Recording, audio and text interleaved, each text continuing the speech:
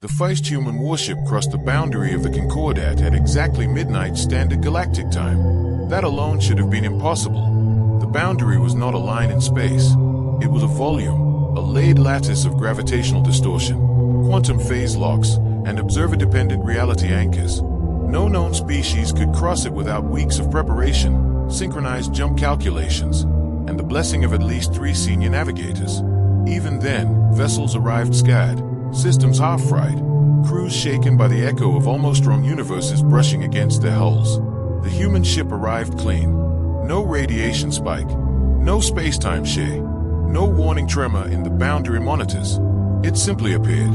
Admiral Kethrai of the Virex Union stared at the tactical hololith, her mandibles tightening in a reflex she had not felt since her first combat patrol. "That is not possible," she said flatly. Around her, the command council chamber buzzed with overlapping sensor feeds and panicked subaids. The hololith showed the intruder in perfect clarity. A long, angular vessel, matte black, segmented like overlapping armor plates rather than a smooth hull. No glowing engine wake, no exposed radiators, no decorative elements at all. It looked unfinished. Or rather, it looked like decoration had been deliberately removed. "Confirm mass and energy signature," Kethra ordered. The sensor chief swallowed. "Mass, fluctuating, Admiral. It reads lighter than a cruiser, heavier than a dreadnought. Energy output is minimal, but inconsistent, as if most systems are dormant." "That is a trick," one of the counselors hissed. "A stealth projection, a probe." Another feed flickered into focus, then another, then 12 more. Kethra's breath hitched as identical ships appeared across the boundary volume, all at once, forming a loose, deliberate arc. They were spaced perfectly, not tactically optimal, not defensive, but symbolic, a formation meant to be seen. "Count?" she asked quietly. 17 confirmed, the sensor chief replied. "No, 18. Admiral, they are phasing into local reality without jump signatures." The room fell silent. Everyone in that chamber knew what that meant. They weren't using faster-than-light travel as the galaxy understood it. They were ignoring the rules. A new alert chimed, sharp and insistent. "Admiral," the communications officer said, voice tight, "we're receiving a wideband transmission. Open channel. No encryption. No language mask." Kethra straightened. "Put it through." The ace shimmered as the hololith shifted, resolving into a humanoid figure.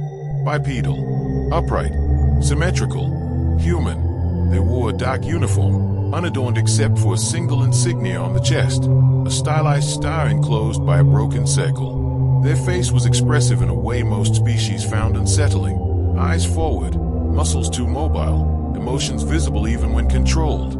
They did not smile. "This is Captain Elias Ward of the Terran exploration vessel Resolute," the human said. His voice was calm, measured, and carried an authority that did not rely on volume. "We acknowledge entry into Concordat claim space."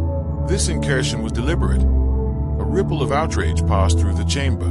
"Deliberate," Ward continued, unbothered. "We are here to initiate formal contact under Terran First Encounter protocols. We request diplomatic dialogue. We do not request permission to remain." Kethra leaned forward, claws resting on the console. "Human vessel," she said, projecting command presence into every syllable. "You have violated one of the most secure regions of known space. You have crossed defenses that exist to prevent exactly this. You will explain how you did so." Ward inclined his head slightly. Not a bow. An acknowledgement. "No," he said. "We won't." A murmur of shock spread through the council. "We will explain why," Ward continued, "because that matters more." Kethra felt something cold coil in her thorax. "Proceed," she said. "Because the boundary," Ward said, "is not a defense. It's a warning system. One that only works on civilizations that play by shared assumptions. We don't." Several counselors bristled.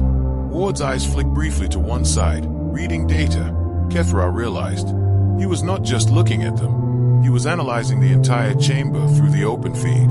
"You assume space-time is consistent," Ward said. "You assume causality must be preserved locally. You assume the universe enforces limits." He paused. "We assume the universe enforces consequences." Silence. "Captain Ward," Kethra said carefully, You stand before a coalition that has existed for 6,000 cycles, species older than your star, powers that have erased civilizations for less than this provocation. Ward nodded again. We know. How? Because you left records, he replied. Debris fields, ghost orbits, silence where there should be noise. The hololith shifted. Behind Ward, an image appeared. An ancient star system, its planet shattered, orbital paths frozen in time like a fossilized scream. You don't erase things cleanly, Ward said. You just erase the people. Humans are very good at listening to what's left behind. Kethra felt a flicker of unease. If you know our history, she said, then you know we do not tolerate threats. Ward's expression hardened. Good, he said. Then you'll understand why we came personally. A new alert flared across the tactical display. Energy spikes. Not from the human ships. From inside Concordat space. Admiral, the sensor chief barked. Multiple boundary nodes are destabilizing. No, unlocking. Something is forcing them open from the inside. Kethra snapped her gaze back to Ward. What have you done? Ward met her eyes. Nothing, he said. This isn't us. The stars themselves seemed to shudder. Then reality screamed. A tear opened in space near the Concordat's inner perimeter, jagged and violent, like a wound rip through existence. From it poured vessels of a design no one in the chamber had hoped to ever see again. Organic hulls, non-Euclidean silhouettes, weapons that bent probability instead of energy. The Devourers, an extinct enemy. Impossible, one counselor whispered. We exterminated them. Ward's voice cut through the panic. No, he said quietly. You defeated them. There's a difference. The human ships began to move. Not into attack formation, into interposition. They placed themselves between the Devourer swarm and the Concordat core worlds without hesitation. Engines flaring for the first time, banning not light, but gravity itself. Kethra stared as tactical projections updated faster than her staff could interpret. Captain Wood, she demanded. Explain now. Ward's jaw tightened. This, he said, is why we don't ask permission. The Devourer vessels did not emerge all at once. They unfolded. Space twisted around the rupture as if reality itself was recoiling. Hulls grew outward like tumors, extruding weapons and sensory organs in patterns that made Concordat targeting systems stutter and fail. Probability fields fluctuated wildly, causing predictive algorithms to contradict themselves within the same microsecond. Target locks aren't stable, the sensor chief shouted. They are existing in overlapping states. Kethra forced herself to remain still. Panic would spread if she let it show. How many? She demanded. Unknown. They're branching, Admiral. Some of them aren't fully here yet. The Devourers had always fought like this.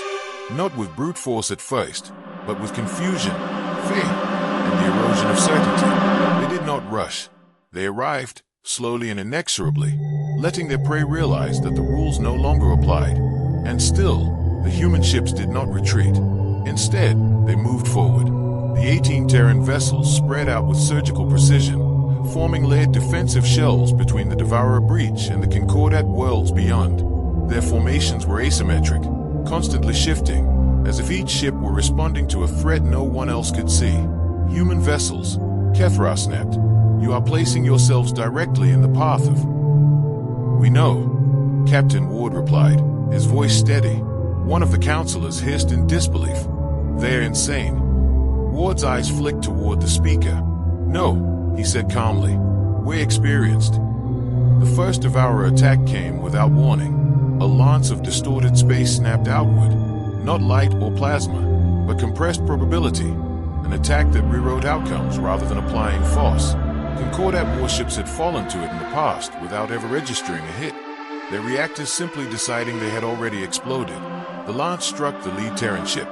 For a fraction of a second, the Resolute vanished from sensors. Gasps rippled through the chamber. Then it reappeared, intact. A shimmering field rippled across its hull, not deflecting the attack, but absorbing the contradiction. The probability spike collapsed inward, dissipating harmlessly into static. How? The sensor chief whispered. Ward exhaled slowly. They're using causal weapons, he said, mostly to himself. Same as before. Before? Kethra demanded. Ward looked back at her. Yes, Admiral. Before. The Terran ships responded. No bright beams. No dramatic explosions. They fired silence. Localized voids bloomed in front of their hulls, regions where space-time simply ceased to agree with itself. Devourer vessels caught in the effect didn't explode. They unraveled, their impossible geometries collapsing into inert debris as the universe rejected them. One Devourer ship vanished entirely, leaving behind a shockwave of displaced reality. The council chamber erupted. That weapon, one counselor stammered. That's forbidden technology. Ward's expression hardened. So are the Devourers, he said. We stopped caring about forbidden when extinction entered the conversation. The Devourers adapted. They always did. The rupture widened, and larger entities began to push through. Ancient, massive constructs that warped the starfield around them. Concordat long-range scans screamed warnings as entire tactical models became useless. Kethra clenched her claws. Captain Ward, your ships cannot hold them alone. Ward nodded. We know. Then why? Because holding them isn't the goal. Behind Ward, Terran ships began to change. Armor plates shifted and reconfigured, revealing structures buried deep within their hulls. Energy readings spiked, not outward, but inward, as if each ship were compressing power into a single, terrifying purpose. The sensor chief froze. Admiral, they are charging something. All of them. Captain Ward, Kethra said slowly, dread creeping into her voice. What are you preparing to do? Ward didn't answer immediately. Instead, he looked tired. Admiral, he said, you asked earlier how we crossed the boundary. Yes. We didn't cross it, Ward said. We stepped around it. The realization hit her like a physical blow. You don't travel faster than light, Kethra whispered. You don't tunnel through space. Ward met her gaze. We treat reality like terrain, he said, and sometimes we dig. The Devourers surged forward, sensing the shift, unleashing a barrage that would have annihilated a Concordat fleet 10 times this size. Terran shields fled, some ships taking damage now, real damage, but they held position. Now, Ward said quietly, the Terran formation locked. Space folded inward, not into a jump, into a closure. The rupture screamed as the Terrans activated the weapon. Not a bomb, not a beam, but a field that forced the universe to choose. Probability collapsed, overlapping states resolved violently, and the Devourer breach began to shrink. Devourer vessels trapped halfway through the tear were severed, their impossible forms snapping into meaningless fragments. This is impossible, a counselor whispered. You can't just close a rift like that. Ward's voice dropped, heavy with memory. We learned how the hard way. The breach resisted, thrashing like a wounded animal. The largest Devourer entity began to force itself through, its presence alone causing Concordat sensors to fail entirely. Ward's jaw tightened. They brought a hive anchor. Kethra's blood ran cold. That's a planet killer. Yes, Ward agreed. We know. One Terran ship broke formation, then another, then 3 more. They accelerated directly toward the hive anchor, engines burning with impossible intensity. Captain Ward. Kethra shouted. Those ships won't survive. Ward didn't look away. They already know that. The charging Terran ships did not fire. They collided. Not physically. Conceptually. Their cores detonated in controlled annihilation, collapsing local spacetime and ripping the hive anchor apart from the inside. The shockwave obliterated the remaining Devourer vessels and slammed into the closing rift, sealing it shut with a final, thunderous snap. Silence fell. Stars steadied. Reality stopped screaming. The tactical displaced slowly, hesitantly, returned to normal. Kethra stared at the empty space where the Devourers had been. How many humans did we just watch die? She asked softly. Ward's voice was rough now. 5 ships, he said. 812 people. The chamber was deathly quiet. They volunteered, Ward added. Every single one. Kethra felt something unfamiliar tighten in her chest. You came here, she said, knowing this might happen. Yes. You crossed our most sacred defenses. Yes. You risked war with the Concordat. Yes. Why? Or she asked. Ward straightened, exhaustion giving way to something unyielding. Because the Devourers don't stop, he said, and neither do we. He held her gaze. You thought they were extinct because you survived, Ward continued. We know better. We survived them once too. Barely. The hololith shifted, displaying human star charts, entire regions blacked out, systems marked as dead. They took our worlds, Ward said. Our people. Our history. He paused, and we learned something about ourselves. Kethra swallowed. What? Ward's expression was grim, proud, and terrifying all at once. That when the universe sends monsters, he said, someone has to become wise. Silence lingered long after the transmission ended. The Concordat had made contact with humanity, and the galaxy would never, ever be safe in the same way again.